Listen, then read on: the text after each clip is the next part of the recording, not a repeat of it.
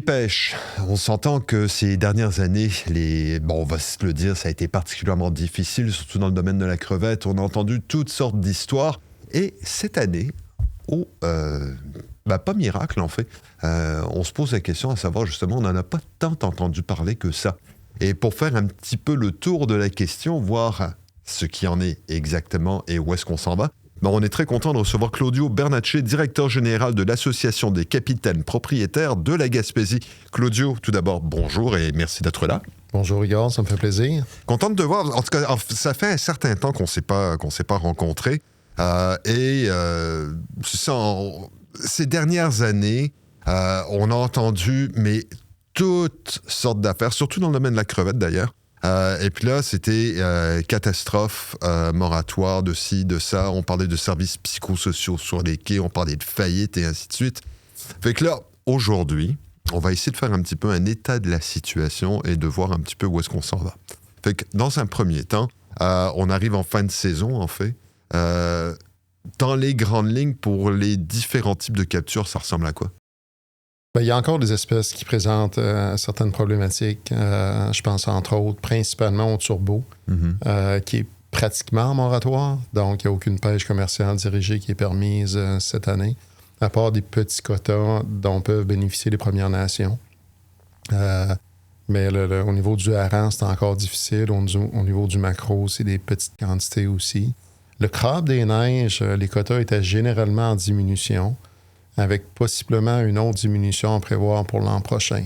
Puis ça, c'est lié quoi, au cycle naturel? Oui, principalement, mais c'est sûr qu'il y a les aléas aussi de certains facteurs rattachés au changement climatique qui pourraient avoir un impact aussi. Mais il y a bon espoir quand même que ça puisse remonter à partir de 2028, dépendamment des zones, parce que c'est différents stocks de crabes des neiges.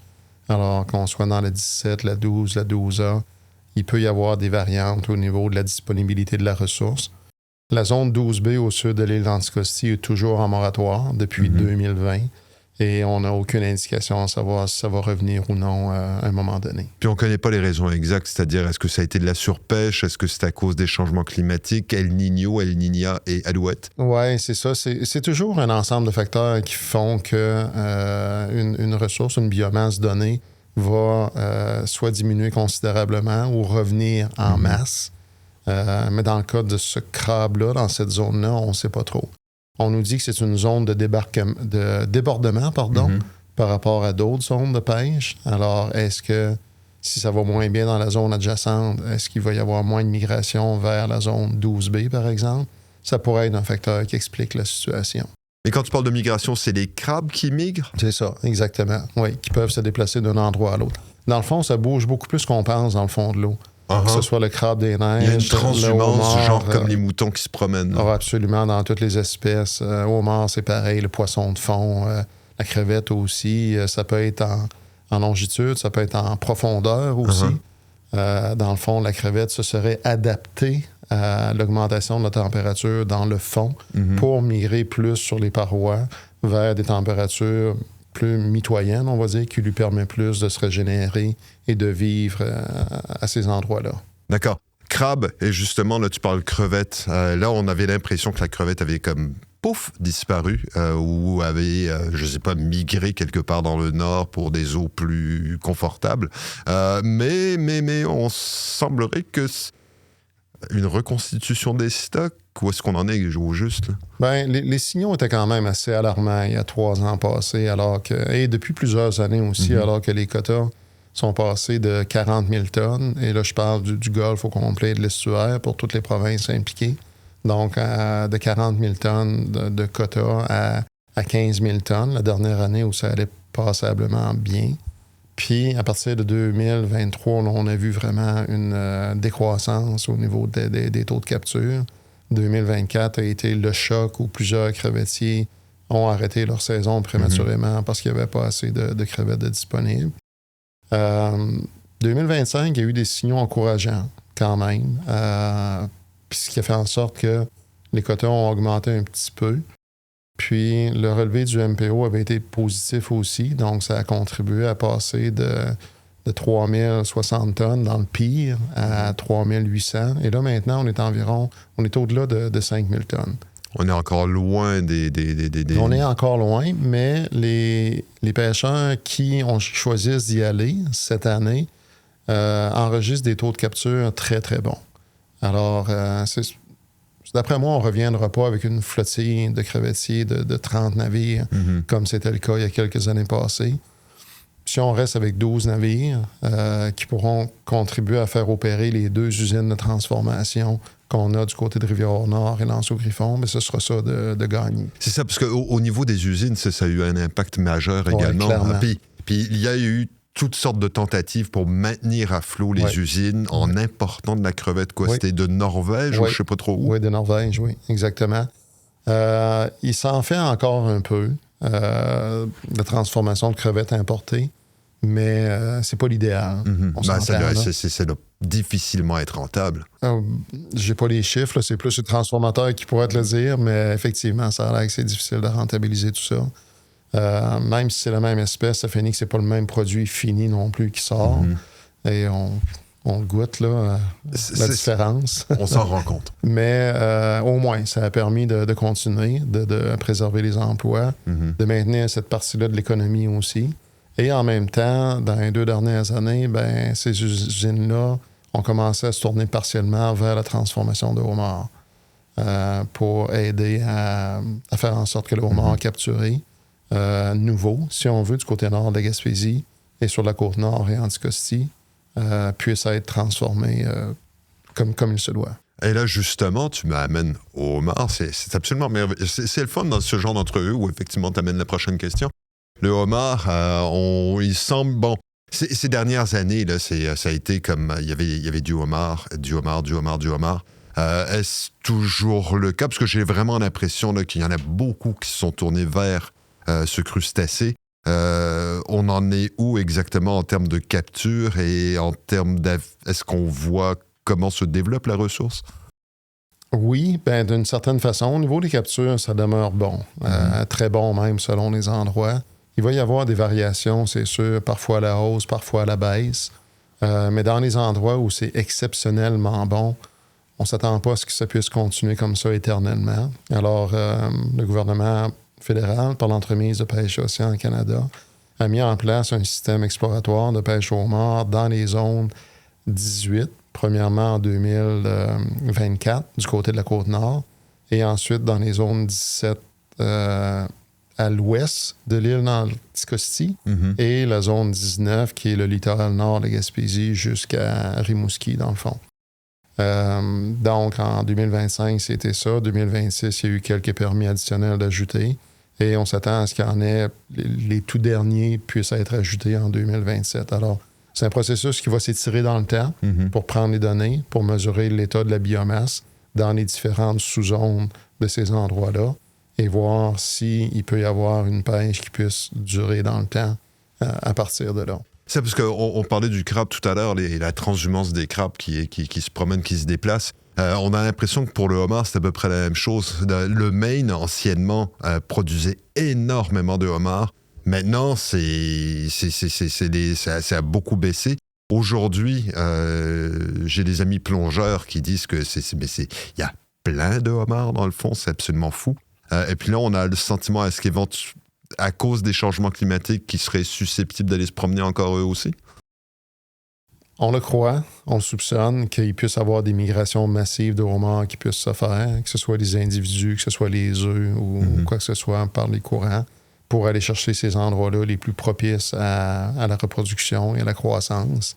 Le Maine est un exemple de décroissance très importante, mais le sud, la Nouvelle-Écosse aussi, même la Nouvelle-Écosse entièrement, incluant le Cap-Breton, vit une période de décroissance majeure.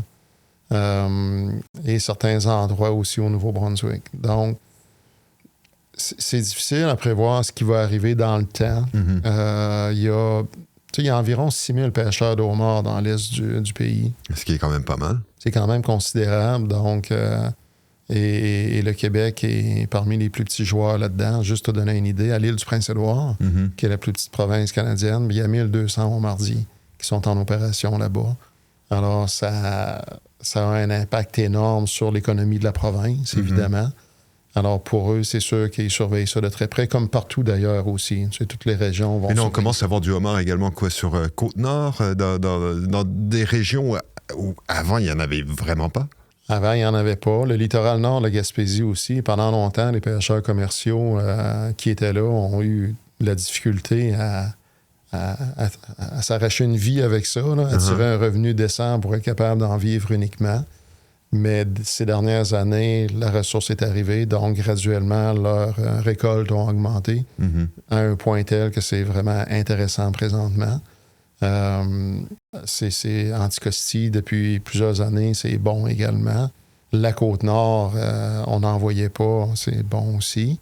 Mais historiquement, il y a déjà eu du homard sur la Côte-Nord. On remonte à 100 ans passés. Alors, c'est pas nouveau. Donc là aussi, il y a eu probablement... Et je pourrais pas dire en quelle quantité, dans quelle proportion, mais il y en avait déjà eu. Alors, c'est... On essaie d'étudier ça du mieux qu'on peut, mais de là à prévoir qu'est-ce que ça va donner dans les années à venir, c'est extrêmement difficile. Que ce soit pour le homard, que ce soit pour toutes les autres espèces aussi. La crevette, on nous disait il n'y a pas longtemps qu'il y en aurait plus, qu'elle allait disparaître.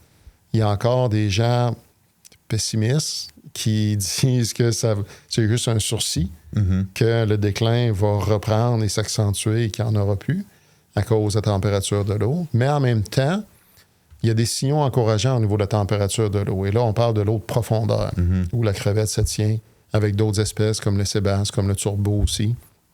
Alors, le courant froid du Labrador, qui, pendant certaines années, descendait le long de Terre-Neuve et s'en allait le long des côtes ailleurs, on va dire, ben là, a recommencé à rentrer dans le Golfe. Donc, à travers le détroit de Cabot, vers le canal Esquimalt, vers le canal Laurentien, et qui est en train de remonter graduellement vers nos côtes. Alors, ça va prendre encore quelques années, parce que ça ne se fait pas en une saison, mais si cette dynamique-là des courants marins se poursuit, bien, on pourrait espérer voir un retour de certaines espèces qui profitent des eaux froides en profondeur, comme la crevette et le turbo. Puis là, on est rendu vraiment ailleurs. C'est comme, là, on est obligé de regarder justement les courants marins puis espérer que. Ouais, ça fait qu'on verra. L'autre espèce qui retenait l'attention, en fait, jusqu'à récemment et qui semblait être la bouée de sauvetage, justement, pour les crevettiers et autres, c'était le sébaste. Bon, il y en avait beaucoup, mais difficilement exploitable. On en est où par rapport à vous, sébaste?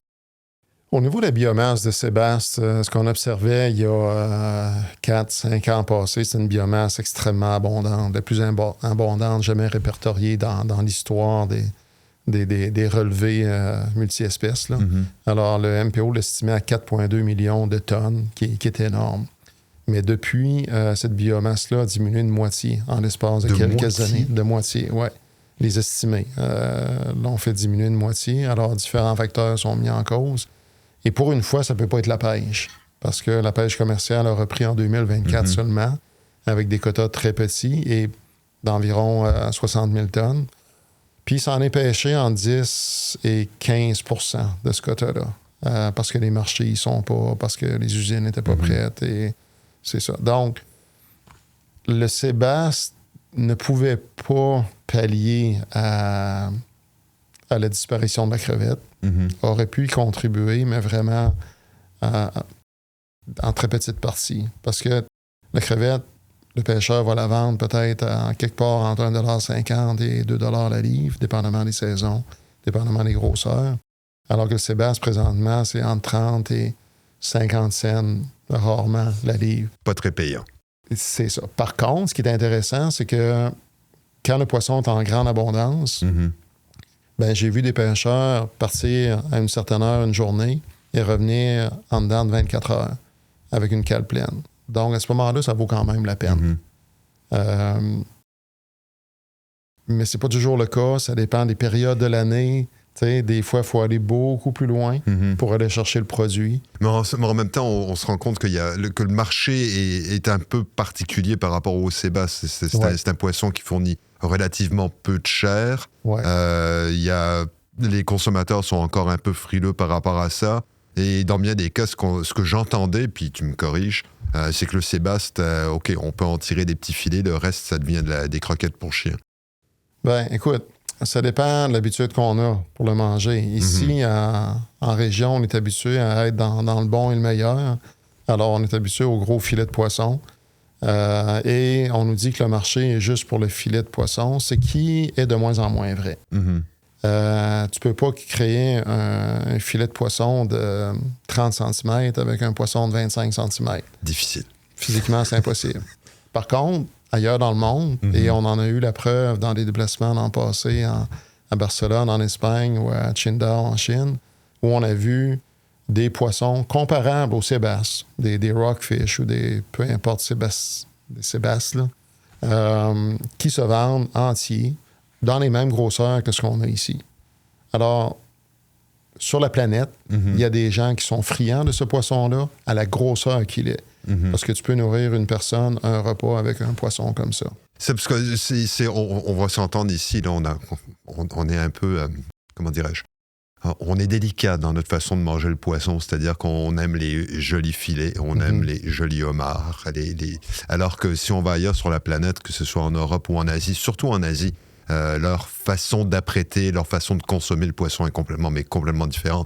Puis, absolument, mais même ici, tu vas aller pêcher de la truite sur un lac, tu vas ramener une truite qui va être peut-être un peu plus longue, mais qui sera clairement pas plus grosse que le sébasse, et tu vas la faire cuire en papillote, tu vas la mettre sur le barbecue, tu vas la faire dans la poêle, la faire rôtir. Pas plus grosse, pas plus de poisson. Tu la manges avec les arêtes dessus et t'aimes ça. Donc, c'est juste qu'on est habitué à manger ce poisson-là d'une certaine façon, puis l'autre poisson d'une autre façon. Fait qu'il faut juste faire le switch. Il faut commencer à avoir aussi des sébastes éviscérés entiers dans les comptoirs des poissonneries aussi. Parce qu'il y a des gens qui vont l'acheter comme ça, ils vont l'apprêter comme ça, ils vont le faire cuire au four, comme j'ai déjà mangé en Europe aussi. Et la question ne se pose pas. Tu sais, ton poisson, il arrive comme ça. Est-ce qu'on aurait une éducation à faire à ce moment-là au niveau de la population par rapport à la façon de consommer les ressources de la mer, les poissons et autres? Ben, tu sais, on a des très belles traditions culinaires en Gaspésie pour apprêter et manger le poisson. Mais... Alors, conservons-les, mais soyons curieux pour essayer d'autres choses aussi. Ce qui est vraiment intéressant à l'occasion. Bon, là, on a fait grosso modo un état de la situation par rapport aux différentes espèces. Oui, puis aussi, on pourrait parler du flétan de l'Atlantique. Oui, le flétan qui se porte bien. Donc, ça, c'est nouveau, ça. Oui, bien, les quotas ont augmenté sensiblement ces dernières années. Ce qui fait en sorte que les détenteurs de permis de pêche au flétan de l'Atlantique peuvent avoir des belles captures et pour cette partie-là, dépendamment de la grosseur de leur quota, ben, avoir un revenu qui est quand même intéressant. Là. D'accord. Donc, c'est... Quand on parle de l'état général de situation dans le monde des pêches, c'est beaucoup mieux que c'était il y a 3 ans.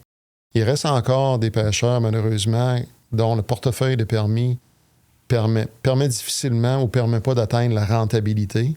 Alors, c'est ceux-là qu'il faut avoir en tête pour des prochaines mesures pour être sûr que leur entreprise reste à flot, puis qui contribuent aussi à emmener du poisson dans les usines. Là. C'est ça. Là, justement, quand tu me parles de rentabilité, c'est bon. Est-ce qu'on peut dire que l'industrie, à ce stade-ci, est relativement stable compte tenu... Puis là, il y a d'autres intrants qui rentrent en ligne de compte, qu'on pense par exemple aux tarifs aux États-Unis, qu'on pense par exemple au prix de l'essence, ce genre de choses. Parce que là, oui, il y a peut-être de la ressource. Est-ce que, comme pêcheur actuellement, on est capable de, comme tu le disais, s'arracher une vie? Pour plusieurs d'entre eux, oui. Mais nous, parce qu'on connaît bien notre monde, on sait qu'il y a quand même ces exceptions-là qui peinent à joindre les deux bouts encore. Là. Alors, on leur souhaite des augmentations de quotas, on leur souhaite un autre permis pour mettre dans leur portefeuille pour faire en sorte qu'ils atteignent le seuil de rentabilité aussi. Et là, ça m'amène à un autre aspect de l'ensemble de la question. C'était une bonne nouvelle, en fait. On a appris que le fonds des pêches, on en a beaucoup entendu parler ces dernières années, avait été non seulement reconduit, mais également bonifié. Ça, c'est une nouvelle qui est sortie le 17 juillet dernier. C'est bon jusqu'au 31 mars 2031. N'en demeure pas moins que la question, c'est à quoi ça sert le fonds des pêches? Parce qu'on parle de quand même plus de 50 millions là, qui sont investis. Là. Ouais, ça va ça. où, ça? Exactement. Si j'avais un mot à retenir pour le Fonds des pêches, ce serait innovation. Donc, faire en sorte que par l'innovation, que ce soit dans les procédés, que ce soit dans les équipements, on puisse faire en sorte que l'industrie demeure rentable, demeure pérenne aussi et durable pour les différentes espèces. Mais à travers l'innovation, on va la faire dans du transfert technologique.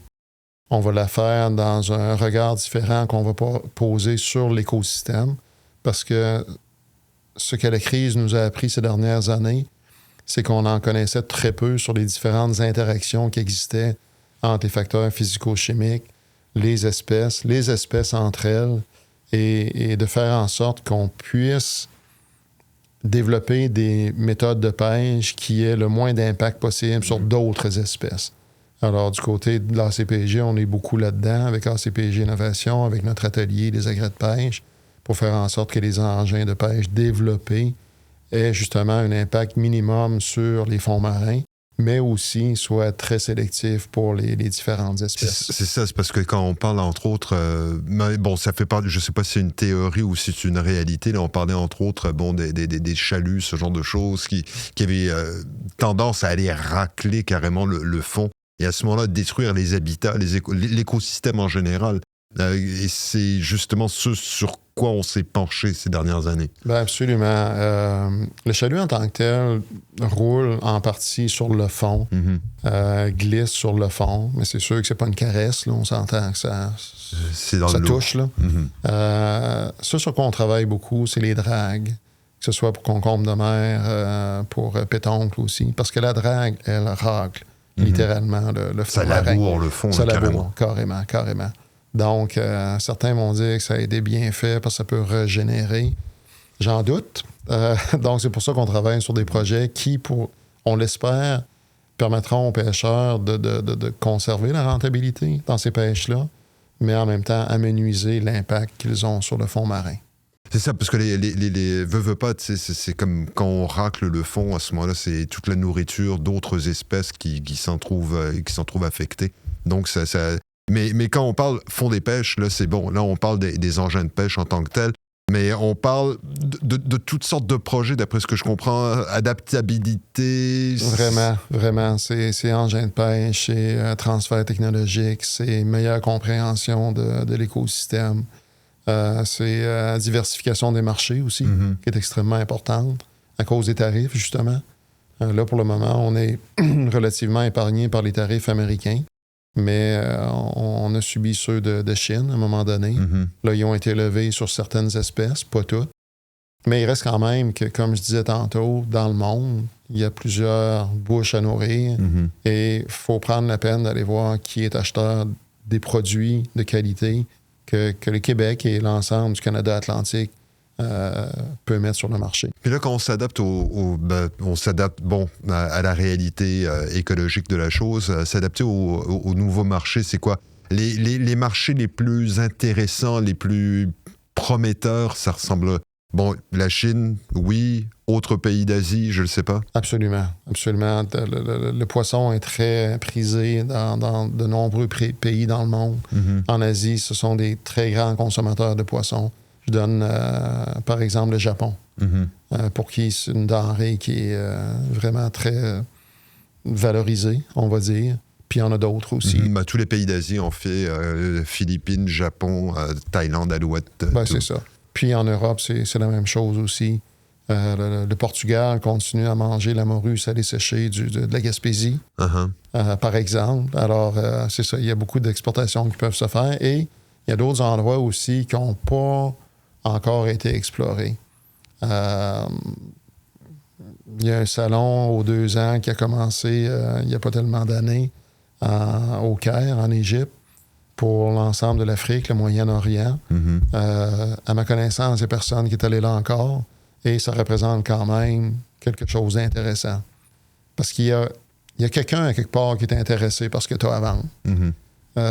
Mais nous, on peut s'adapter à ce qu'eux veulent aussi. Absolument. Tu sais, j'entendais parler cet été puis l'an passé que les gros homards de l'île d'Anticosti, c'était compliqué à transformer puis que ça avait moins de valeur. Mais moi, je prends le pari que si je vais présenter un homard de 8-10 livres à quelqu'un aux Émirats arabes unis qui va être prêt à payer 10 fois le prix parce qu'il va vouloir avoir le gros homard sur sa table dans le buffet pour impressionner les gens avec lui. Oui, c'est ça. Puis il va en faire des tournes d'eau, je ne sais pas exactement. En tout cas, peu importe. Ça fait que on peut penser qu'effectivement, il y a des marchés encore à développer, que nous, on doit s'adapter à leur demande en tant que telle.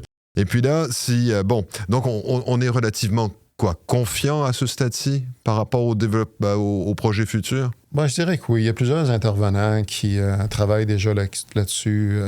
Tu pourras en parler avec GM Export, par exemple, qui sont très, très bien placés pour accompagner les gens lors de missions économiques ou de développement. Puis il y a d'autres. L'équipe va travailler fort là-dessus aussi. Moi, ce que je souhaite, c'est que toutes ces démarches-là puissent se faire en collaboration, en ayant toujours un pêcheur ou un représentant de pêcheur pour amener cette vision-là lorsque la mission, la délégation du Québec se déplace. Alors, c'est un travail de collaboration, c'est un travail de longue haleine, probablement, mais ça vaut quand même la peine de l'essayer. Puis là, il y a une question qui vient à l'esprit, puis excuse-moi, c'est pas nécessairement du coq à l'âne, mais non. Nous, on vit toutes sortes de réalités par rapport justement au changement climatique, au déplacement des espèces et ainsi de suite. J'imagine qu'on n'est pas les seuls au monde à vivre ce genre de situation. Est-ce que disons que si ça bouge de ce côté-ci, est-ce qu'on pense au développement des marchés en fonction des endroits où, par exemple, ça va moins bien au niveau de leur capture, ce genre de choses? Bien, il faudrait le faire. Il faudrait toujours en mode de veille stratégique. Parce que dans des pays, pour une espèce donnée, ça peut bien aller pendant une année, pendant quelques années. Ben c'est ça, on n'est pas les seuls. Il peut leur arriver ce qui nous est arrivé aussi. Alors, quand ça leur arrive, est-ce que ça commence à aller mieux de notre côté avec cette espèce-là? Si c'est le cas, bien, ça ouvre des marchés. Puis je pense que ça se vit présentement cette année au niveau de la crevette ou en Europe. Il y aurait des prises qui sont en décroissance. Alors, celle qui est capturée dans le Golfe puis dans l'estuaire ici, ben trouve preneur. Et c'est pour ça que les prix ont augmenté par rapport à l'an passé. Et ça, justement, le Fonds des pêches, est-ce qu'il y a une partie des fonds, justement, qui servent à cette veille stratégique, disons? Bien, au niveau du développement, tu sais, c'est pas nécessairement mentionné veille stratégique, mais je pense que dans une démarche concertée, bien planifiée, ça devrait logiquement en faire partie. C'est ça. Ça fait qu'on peut profiter, entre guillemets, du malheur des autres. Ça peut... Tu sais, le malheur des uns, ça fait le bonheur des autres et ainsi de suite dans une économie globale, disons. Oui, c'est ça, parce que je parlais tantôt des espèces qui se déplacent dans le Saint-Laurent, mais ça se déplace aussi outre-Atlantique, les tonidés, par exemple. Alors, c'est un jour, l'humain va comprendre qu'on est tous dans la même baignoire pour aller pêcher. Et ils vont comprendre que ce qui se passe là a un impact sur ce qui se passe ici et vice-versa. Et à partir de là, bien, ils vont être en mesure de mieux planifier leurs actions. Enfin, il y a une dernière question par rapport justement à cette histoire du fonds des pêches. On a parlé au niveau des agrès, ce genre de choses, développement des marchés et autres. Mais quand on regarde là, dans la perspective innovation en tant que telle, là, j'entendais parler justement d'un bateau à Grande-Rivière, un navire multi-usage, nouvelle génération hybride. Et ça, c'est comme... Là, on a l'impression qu'on a un spaceship. Là, c'est comme... Ouais. C'est au niveau justement de ces innovations. Parce que là, il faut avoir une perspective là, sur les années à venir. Est-ce que ce genre de navire est comme la nouvelle génération d'équipements qu'il nous faut? Bien, ça va dépendre des situations. Tu sais, il y a déjà des bateaux hybrides qui sont construits pour les pêches côtières. Donc, ça permet aux utilisateurs de partir avec une batterie pleine puis de revenir à quai dans la même journée. Pour ce qui est des déplacements à plus longue portée, c'est une autre histoire. Mais on sait qu'il y a des gros projets en Europe, entre autres, au niveau de l'utilisation de l'hydrogène dans les navires qui permettraient d'augmenter leur autonomie à ce moment-là. Donc, ça va être un ensemble de solutions qui vont faire en sorte que des bateaux qui vont être construits multi-usages et qui doivent se déplacer pour plusieurs jours, voire une semaine ou jusqu'à 10 jours, vont pouvoir utiliser différentes sources d'énergie. Mais je pense qu'il va être difficile pendant encore un bon bout de temps d'éliminer les énergies fossiles dans l'utilisation de certains types de navires de pêche. D'accord, donc à ce stade-ci, on est encore... on s'entend que le bateau à Grande-Rivière, là, on parle d'un investissement de 400 000 $. Là, pour le moment, c'est essentiellement quoi pour étudier la situation? Oui, ben c'est ça. Tu sais, à 400 000 $, tu ne construis pas un bateau multi-usage, hybride. Mais en même temps, on a Chantier Naval Forion aussi qui est en train d'en faire un bateau de recherche pour la garde côtière canadienne. Alors, je pense que ça va peut-être ouvrir la voie à quelque chose d'intéressant pour des bateaux qui seront plus petits pour faire la pêche commerciale. D'accord, donc ça, c'est à suivre. Oui. Et puis, c'est quoi? C'est la plus grosse innovation qu'on peut imaginer à moyen terme dans le domaine de la pêche? Personnellement, la plus grosse innovation que je verrais, ce serait de réellement adopter une approche écosystémique et de faire en sorte que toute action qu'on pose soit réfléchie en fonction des impacts que ça peut avoir sur les autres, sur les autres flottilles, sur les autres espèces, sur le fond marin. Donc, d'être vraiment ouvert à ça. Si on réussit à faire ça, à adopter une culture comme ça, pour moi, ce serait la meilleure innovation. Et ça, c'est en tenant compte des changements climatiques, des courants marins et ainsi de suite. Ouais. D'accord. Ouais. Claudio, je pense qu'on a à peu près fait le tour de la situation, je crois. Encore une fois, merci beaucoup. Je pense qu'on devrait faire ça sur une base régulière parce que on sait à quel point au niveau socio-économique, la pêche est super importante. On a vu que les aléas d'une espèce ou d'une autre et les transhumances de crabes et de homards pouvaient avoir un impact sur l'ensemble de notre société. Donc encore une fois, merci beaucoup. Puis on va souhaiter que l'avenir et qu'on apprenne justement de la situation. Bien, il y a des choses qu'on ne contrôle pas, mais pour le moment, ça regarde bien. Puis on a un autre beau projet en passant. On a un bateau qui part vendredi prochain pour le Grand Nord. Ah oui, L'été passé, on avait envoyé un bateau faire un relevé multi-espèces dans le sud de la baie Lungava. Là, cette année, on envoie un autre bateau faire le relevé multi-espèces, mais dans le nord de la baie Lungava, pour le compte de la société Makivé. D'accord, ça fait que là, à ce stade-ci, on fait juste une évaluation de la situation. Absolument. Donc, l'idée pour eux, c'est de voir qu'est-ce qu'il y a comme possibilité de pêche commerciale là-bas. Donc, on est vraiment très, très contents et fiers de faire ce travail-là pour eux. À suivre. Merci, Claudio. Plaisir. Claudio Bernatchez, donc directeur général Association des capitaines propriétaires de la Gaspésie. On s'entend que l'univers des pêches, là, c'est pas compliqué. Là, c'est absolument fascinant de voir d'une année à l'autre, ça va bien, ça va mal, ça va re-bien, en tout cas, bref. La question, c'est de s'adapter, puis effectivement, comme le dit Claudio, de tenir compte des interactions entre les différentes espèces, la façon de pêcher et les changements climatiques. Donc, à suivre.